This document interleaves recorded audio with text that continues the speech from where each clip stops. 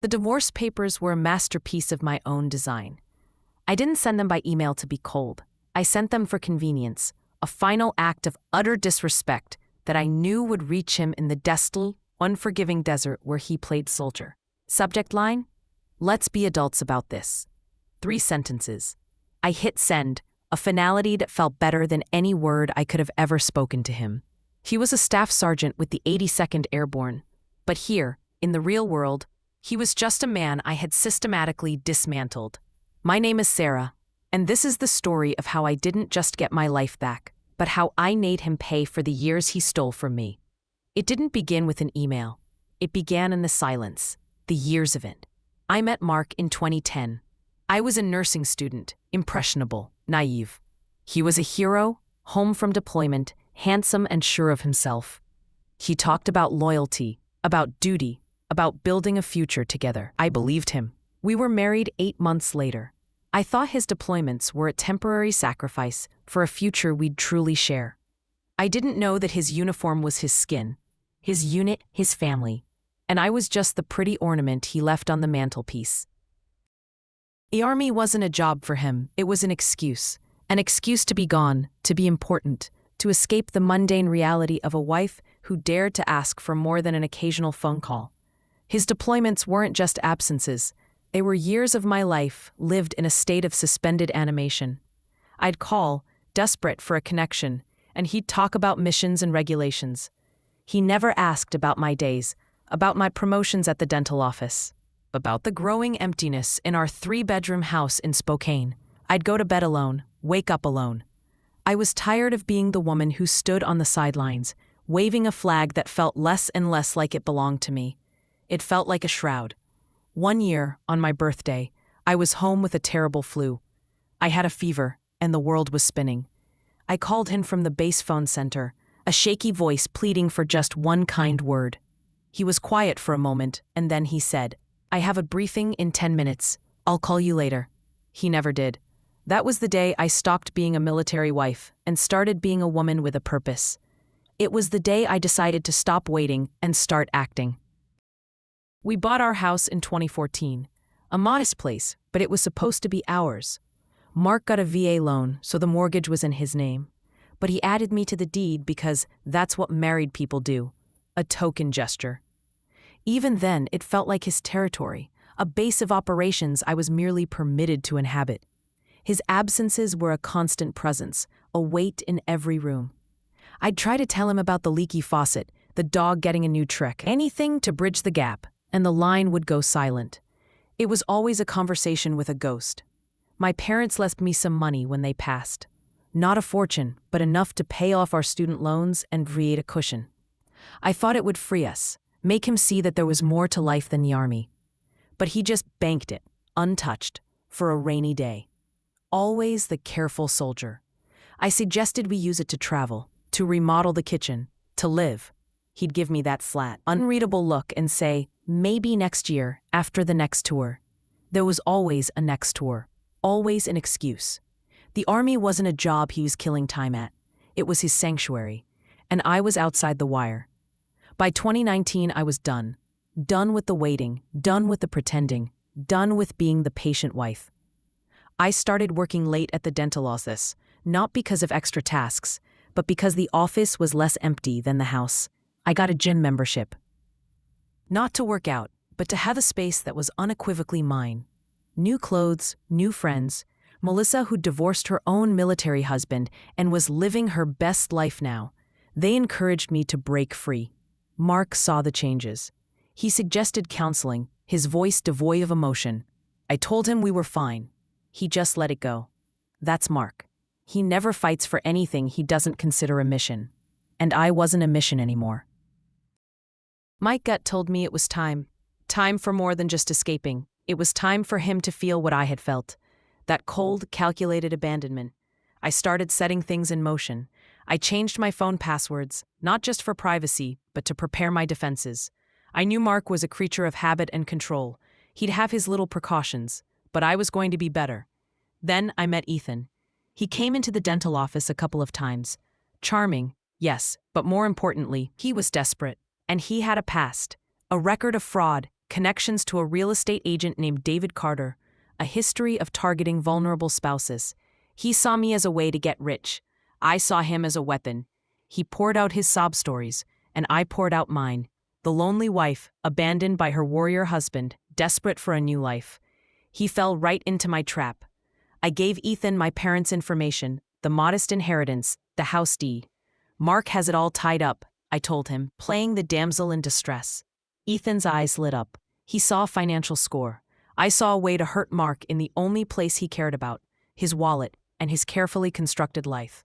Ethan laid out his plan. Refinance the house, forge the signature, take out the cash, and sell the house quickly to one of David Carter's buyers. I pretended to hesitate, to be afraid, but in reality, I was in control.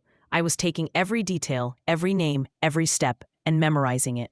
This wasn't Ethan's scheme, it was mine.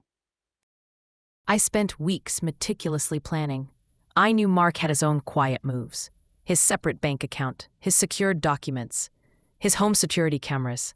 He'd installed them a couple of years ago, a silent, all-seeing eye to protect his property. He thought he was being clever. I knew the login information. I would use it as a stage. I wanted him to see everything. I wanted him to watch his world burn from afar. The night before Mark deployed, I hugged him at the airport. His eyes were dry, focused on the mission. He saw a soldier's wife. I saw a pawn in my game. I kept my own eyes dry. I had to. I had to be strong, cunning. I didn't think he'd care enough to fight back anyway. He'd just sign the papers and move on. He'd never know what hit him. I knew he had his quiet moves. His separate bank account, his secured documents, his home security cameras. I smiled. Good. Let him watch. Let him see. It would make my victory all the sweeter. He never started fights, but I was going to finish his life. 2 weeks after he left, the email was sent. Simple, direct, final. I didn't care about the 3 sentences. The real message was in the action. I already emptied our joint account, meticulously transferring funds, weaving just enough to make it seem like an oversight. His money, the money he refused to spend on us, was now mine. The house was next. Ethan handled the refinancing, presenting the perfectly forged documents to the loan officer. David Carter, the slimy real estate agent, was already lining up a buyer. A cash offer, of course. The house, Mark's precious VA loan-secured home, would be sold for a fraction of its worth, and he'd never see a dime. Then came the first text from the bank. New account opened. I smiled. So Mark was finally making his move. Good. Let the game begin. Ethan started to panic, but I reassured him. Mark's just making noise, I told him, using his own dismissive words. But I knew better. I knew that calm, methodical mind was at work. I wanted him to see everything. I wanted him to know. When Mark somehow accessed the security cameras I'd conveniently forgotten about, I wasn't panicked. I was elated. I staged scenes for him. Ethan in his favorite Seahawk sweatshirt, drinking from his coffee mug. Me, laughing with Ethan in the kitchen Mark had renovated. Let him watch. Let him burn. He was thousands of miles away, completely helpless, while I dismantled his life, piece by piece. His silence wasn't a trap. It was his torment. And I savored every moment. I started getting calls and texts from him. Not angry, just probing. We need to talk. The bank called about the house. What are you doing? I ignored them. I knew he expected a reaction, a plea for forgiveness. But I had nothing left for him but scorn. My voicemails were full of his calm, measured tones. They made me laugh. He was trying to be the sensible one, the adult. But I was playing a different game. Then came the call that Ethan had been arrested. Driving Mark's truck, apparently. And those prescription pads from my dental office, found in the vehicle. A minor setback, but a useful one. It would make Ethan even more desperate, easier to control. It also gave Mark a taste of the chaos I was wreaking. His perfect military life, now a shambles. I met David Carter with Ethan a couple of times. David was a smooth operator, connected to the network of fraud Ethan had described. He spoke in hushed tones about quick sales, cash offers, and how military guys like Mark always folded under pressure. They thought they were running their scheme. They didn't know they were running mine. I nodded, played the naive victim, absorbing every detail. I wanted to know the full extent of their operation, the better to use it against Mark. Then Mark's text arrived. "Who is Daniel Spencer?" My heart didn't stop. It swelled with triumph. He knew David Carter. He knew the whole thing. The jig was up for Ethan and David, but my revenge was almost complete. I lied, of course. "I don't know what you're talking about." He responded with the numbers: $14,600, multiple transfers, house listing. He had seen it all. I let him think he was winning. My final, delicious lie was, "It's not what you think." The day the FBI showed up, I wasn't at Riverfront Park. I was positioned down the street, watching. The flashing lights, the agents swarming the house. Ethan and David Carter led away in handcuffs, their faces a mask of fear. It was a beautiful sight. My pawns were removed from the board, but my king was still standing. Mark was there too, parked down the street, watching his enemies being apprehended. He thought he had orchestrated all of this. He thought he was the hero. He thought he had won. He never even saw me. The legal process was a blur. My parents' lawyer was good. He advised me to cooperate fully, sign the confession, give up any claim to the house or Mark's precious pension. I agreed, of course. It was all part of the plan. I didn't want the house. It was tainted with years of loneliness. I didn't want his money. It was tainted with his absence. I wanted my freedom and his suffering. And I got both. The divorce was finalized, a clean break. He had lost everything that mattered to him, financially and emotionally. I had won. I went back to my parents in Oregon, got a job at a new dental office. I was rebuilding, but not out of deceit, out of triumph. I sent him one last text. I never meant for things to end this way. A final, elegant lie. It would twist in his gut, make him wonder, question, perhaps even feel guilt. It would be a lingering sting, and that was my victory. I never heard back from him. A year later, I heard he sold the house. My house, the one I had made a shell. He bought a cabin in Montana, retired from the army, got a dog, a quiet life. He thinks he won.